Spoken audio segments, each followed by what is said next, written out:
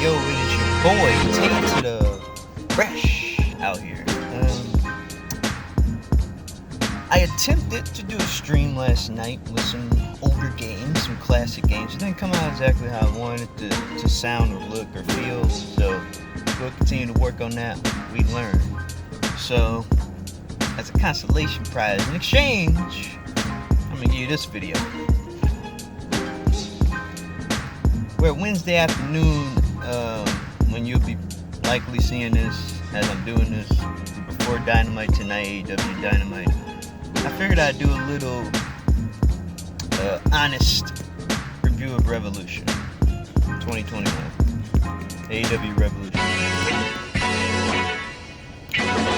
I thought overall, and even sitting on it the last few days, I would say that I still feel the same way I felt the night I watched the show, Sunday night. If I were to grade it, I'll go out, I switch sometimes out of 5 or out of 10 on a scale. I like going out of 10.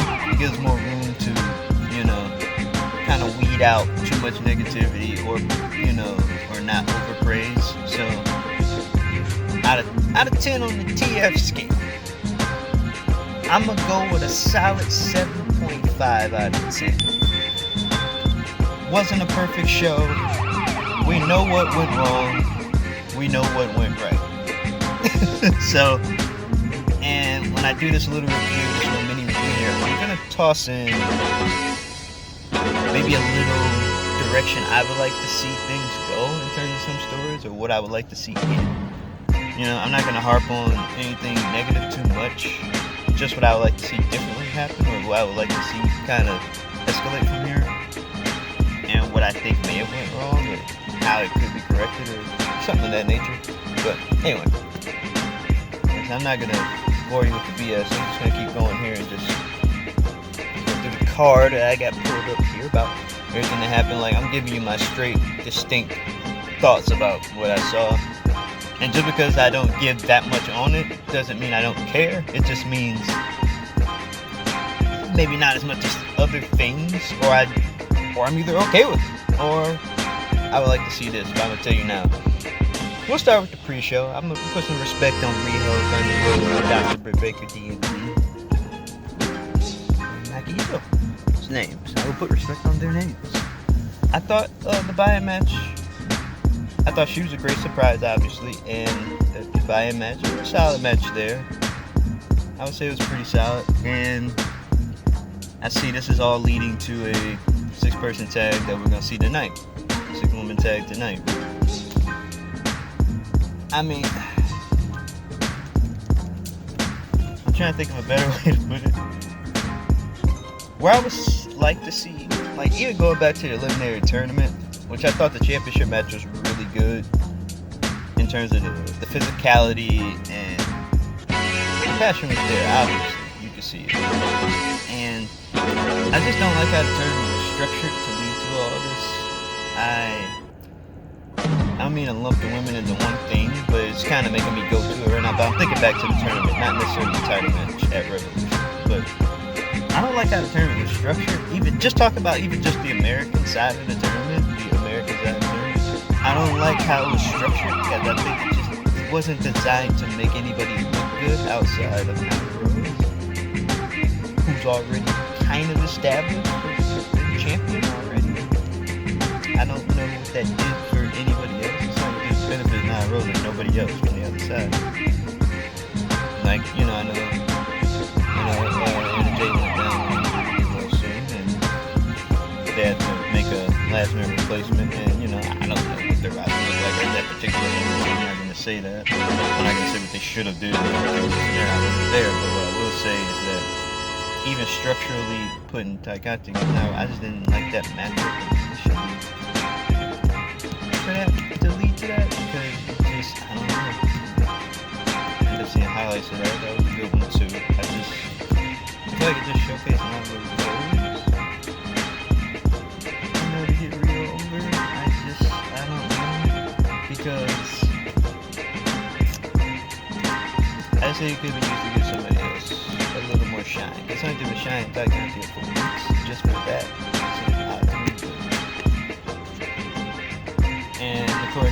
ended up getting just a squash match. And she lost to Nyla. I mean, it didn't do much for Britt either because she didn't fight somebody on basically on Angela's level in terms of reputation. Kind of didn't run her either, just for her to get beat. It felt like she was only there for one round. You know, so. Then Rose beat Riho. That was fine. But, yeah, I don't know, it's just something different. But anyway, to go into Double or Nothing for me, I think you should put the title on Britt Baker. I think she should win the championship leading up to this pay-per-view. And I would go a triple threat match between Britt Baker, Thunder Rosa, and Hikaru Shida. And I would have Britt. Either I would put the title on Britt leading into the pay-per-view, or I would set up a triple threat at Double or Nothing with Thunder Rosa, Britt Baker, Hikaru Shida, and Shida steal the title. I would have her pin Shida to do it. Or you can go the other way and have her pin Thunder Rosa. And Shida gets ass enough in business with her to extend their feud a bit. Just give her, a cheap win there. And I think you can really just run with her being champion. I think that would be the most helpful situation they could do.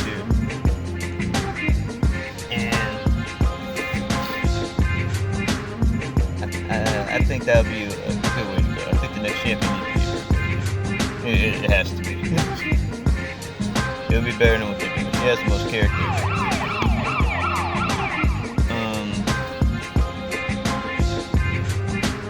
This might run a little long because I'm just going off the dart here. Cena Tag Team Royale. It's impossible to call all the action in this match.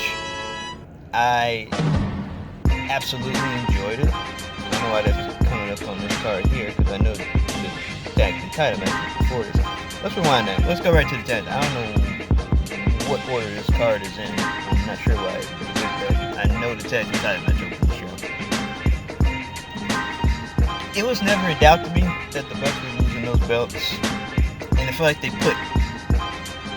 they really tried hard to put heat on this feud within the last 2 weeks. So I think I just didn't care much for it because it was built too late. It's like they wanted to escalate it into personal territory with 2 weeks to go. Like almost out of thin air, really. It was a good match. It was just hard to care. If that makes any sense. It was ultimately a good match. I just never thought MJF and Jericho were going to win. That's just me. And with their storyline with the whole Inner Circle, it feels like it's been on a treadmill for maybe the last 3-4 weeks. Maybe the last month and a half, possibly. I kind of wish things would move along a little bit. I thought there was going to be some escalation with Sammy Guevara at the pay-per-view. Didn't get that. But maybe tonight, with their War Council deal, maybe that will, that'll turn some heads. That'll be some big developments there, hopefully. Like kicking somebody out or some development. That needs to happen tonight. Because, I think a few people would say a lot of things didn't happen at this show, too. So I think they need to, some shit needs to go down tonight. Because a lot of shit did not go down at this show. And I think it's a fault of the way it was structured because there was no title changes. And all of the title matches were fairly predictable in terms of who won and who lost. So I think when that situation comes up, when you have a show like this, you're gonna need a big hook to the show. You're gonna need something big to happen, so people won't have to just talk about this person kept their title, this person kept their belt, this person kept their belt. You need something else to happen. So I think that's what this pay-per-view is missing to me. But like I said, the tag team titles, I didn't think were in doubt. I really didn't. And hopefully there's some escalation tonight on Dynamite for that. But I'm going on now to the Casino Tag Team Royale. Pac and Ray Phoenix ended up getting the W.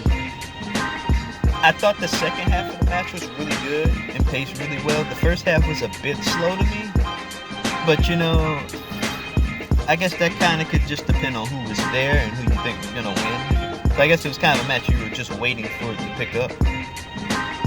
I would go that far. So it was a match you were waiting on to pick up. It was fine to me. I liked the second half a lot more than the first half. And yeah, and Pac kind of having a showdown with John Silver, I thought was pretty unique and good. Since they're two really built dudes, and I was like, man, I've never seen them in the ring together on this stage, so that was interesting. So I thought that was probably one of the best parts of the match too. And as we move on, Miro and Kip against best friends Cassie and Chuck Taylor. I did appreciate how they tried to differentiate this from other tag matches on the show.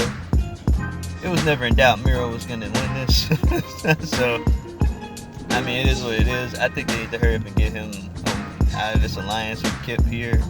It feels like it's just inevitable when that alliance is going to blow up.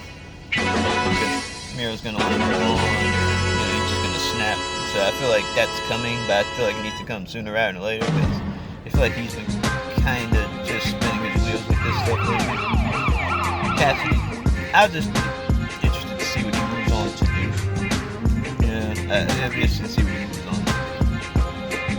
And things open up there. Face of the Revolution ladder match. I don't know what order this is in. I'm just kind of reading off the paper now. Reading off the screen here. The ladder match, I'm gonna admit,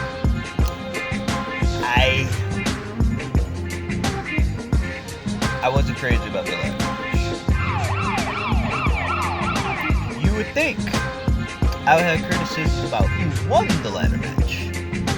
But this guy winning this ladder match, in theory, I don't have an issue. The problem I have with it is, he won this match completely cold, with really no build at all. That's why I don't think many people are crazy about him winning this match. We'll see what he does tonight against Darby in the TNT title match. He's a good wrestler, but he's in Scorpio can go, but he's in dire need of a character change or some kind of character overhaul or something. I just kept thinking maybe a valet, somebody that somebody he can bounce off of, that can bounce off of him, that can kind of speak more than he speaks.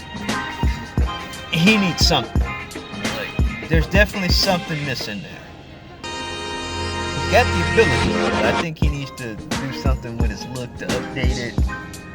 Something with a manager, valet, some kind of deal there. Then we can see what we got. I don't know if a heel turn is the answer for him necessarily. I don't think turning him heel or babyface is the problem. It's just an overall character thing, to me, from what I've seen him do since Dynamite has become a thing. I think it's a character thing with Scorpio Sky, but we'll see. I don't think he's winning the title match tonight, but I mean, I think it'll be a good match, obviously. But I just think it's a character thing with him, and they gotta allow.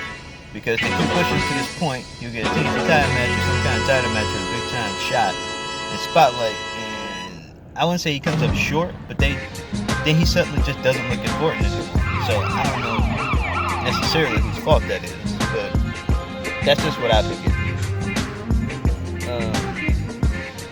He knows I didn't comment on the actual ladder match because I didn't think it was that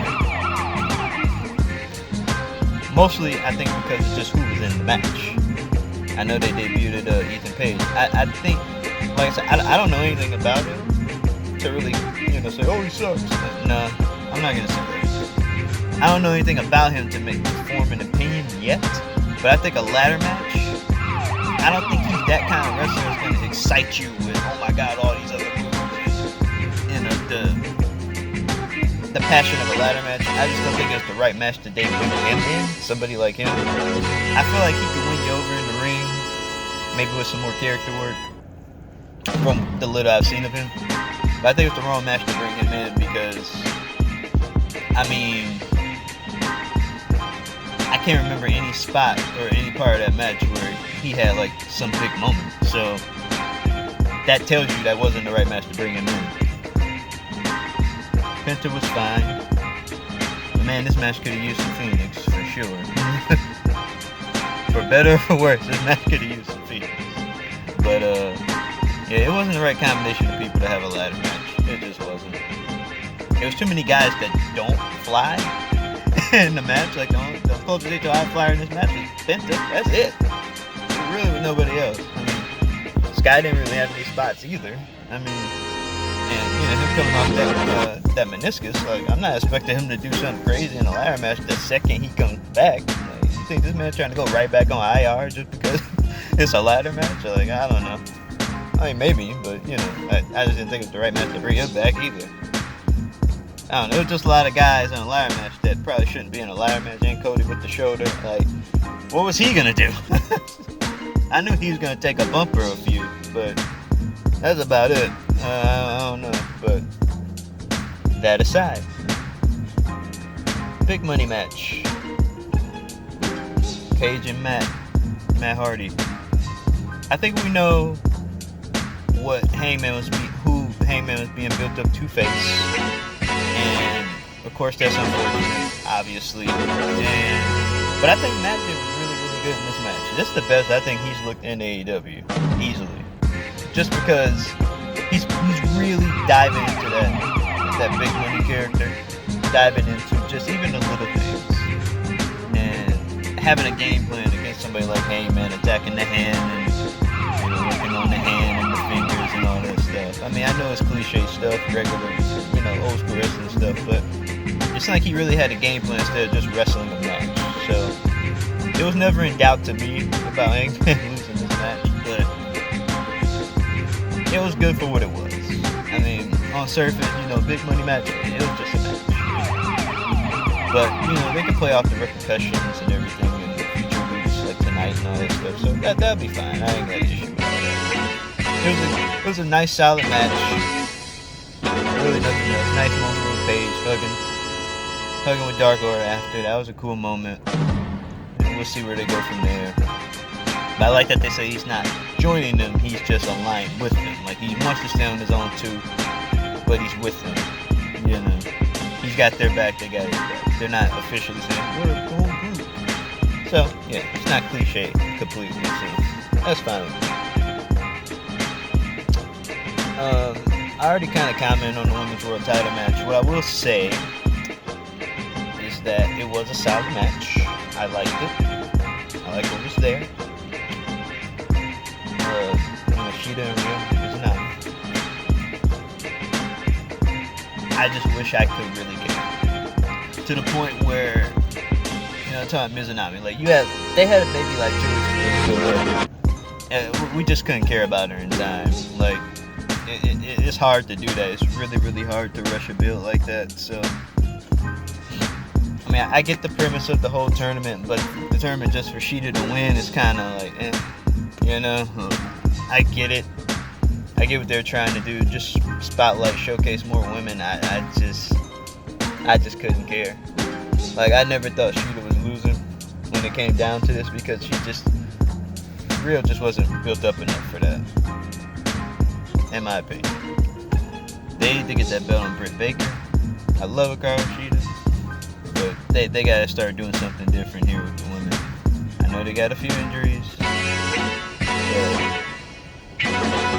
Some people gotta start getting some different people. And the right people. I want to, matter of fact, not the main event yet. I do want to comment. Christian Cage is now in AEW. A vet, Hall of Fame worthy caliber. All type of talent there. And I know he's gonna help them in more ways than one. Not just in the ring, outside the ring, with his mind, his knowledge, wisdom, and experience. He's gonna help them, along with Paul White as well. Now,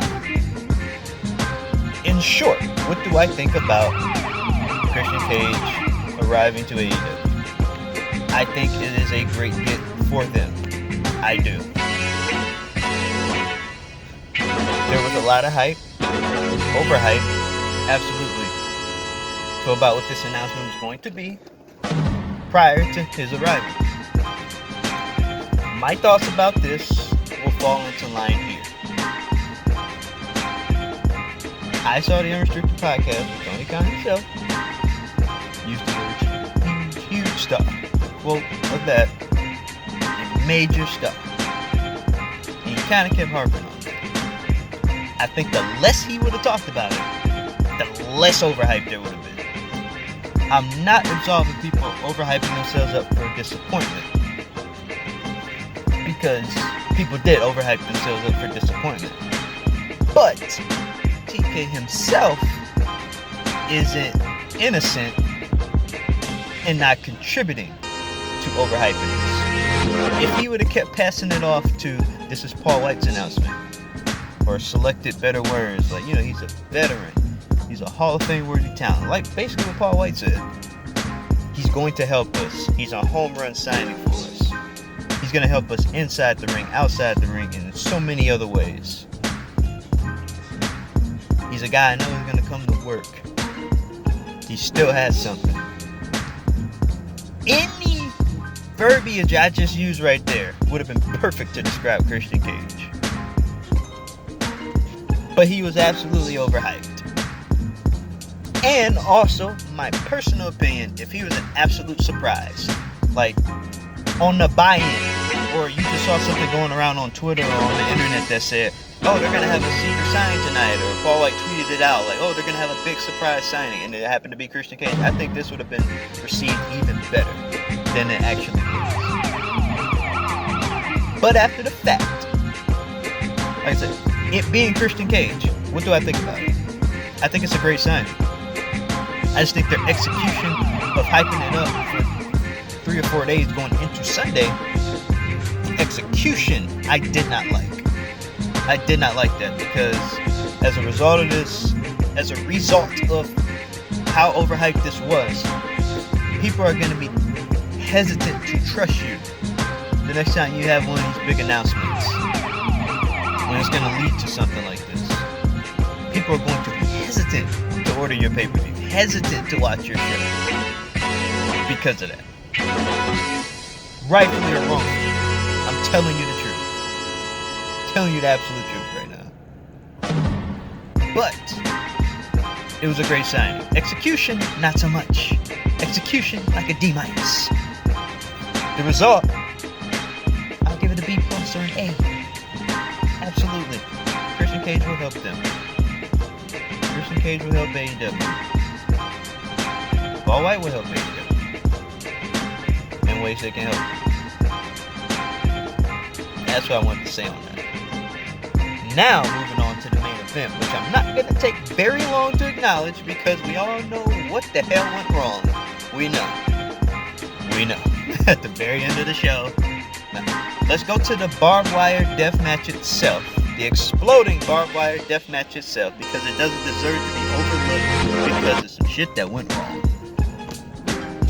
The match itself, very brutal.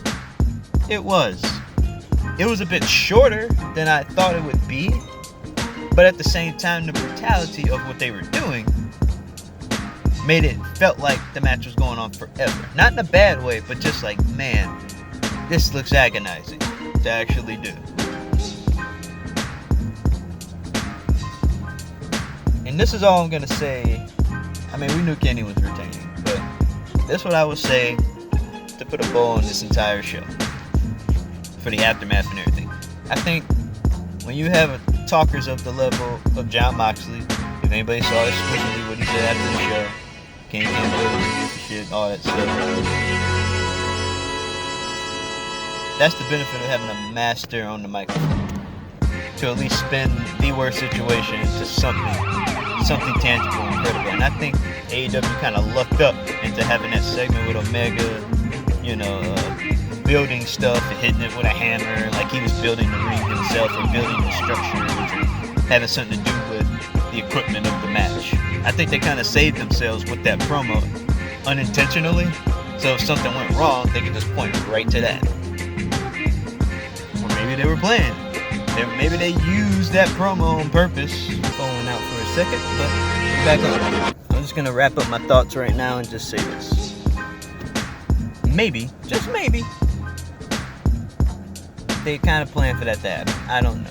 As like a little plan B, backup plan type of deal there, where you have, where if this goes wrong, they can just point to that. But anyway, like I said, if you have somebody on the level of a John Moxley or Eddie Kingston, they'll make it right. Even tonight they may do so. You know, they'll make it make sense. And to put an absolute bow on this show, like I said, I was gonna give it a. After I saw it, I was thinking 7. I never thought 8. Met in the middle, 7.5. 7.5 out of 10 is what I would give Revolution 2021. But what I will also say is that through anything AEW's messed up on in their existence, I personally think that, and on top of that as well, I think there should be a pay-per-view between Double or Nothing and All Out in the summertime. But I don't own AEW. This ain't my business. Moving on. What I will say though, anytime AEW has a mess up, a botch, or something, organically, because people have freedom to shift things as characters and stories, they'll find a way to make it make sense. They'll pivot in the right direction and actually make this entertaining, unlike some others. But like I said, anytime they mess up or have a botch, they find a way to bounce back. I expect them to bounce back tonight. I think they're gonna over-deliver tonight. They're gonna go out of their way to bounce back tonight because they know everybody's talking about the lack of explosion at the end of the show. They know everybody's gonna be talking about that. They're gonna be the butt of every joke for the next, God knows how long, until the next thing some company messes up on. Either even before their next mess up or another company's next mess up.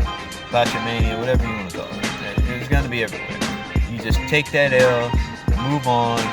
Pivot into better stuff, make the best of what you got, and keep making great TV, because there ain't a lot of it these days. So I predict they will.